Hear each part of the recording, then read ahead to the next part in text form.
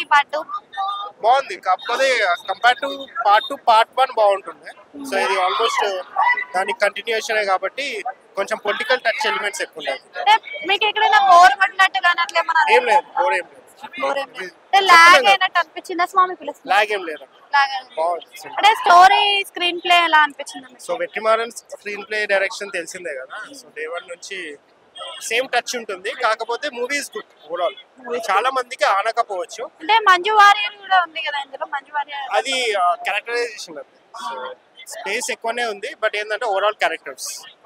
సేతుపతి కూడా క్యారెక్టర్. మరి సూర్యది ఎక్కువ స్క్రీన్ స్పేస్ ఉండదు, చాలా తక్కువ. పార్ట్ 1 లో అతని హీరో, సో పార్ట్ 2 లో సేతుపతి. పార్ట్ 3 ఉండే అవకాశం ఉంది. అయిపోయింది సినిమా, అక్కడికే క్లోజ్. అంటే ఇప్పుడు సూర్య వెళ్ళిపోవడం ఇలాంటి సీన్స్ కూడా చూపించారు. అంటే వెళ్ళిపోయారంటే అక్కడనే మనకి చెప్తున్నాడు, మెసేజ్ ఇచ్చేసాడు కదా. సో మెసేజ్ ఇచ్చారు అక్కడ, ఒక మెసేజ్. అంటే విజయ్ సేతుపతి ఈసారి ఎంటర్టైన్ చేశాడంట 3 సినిమాలు.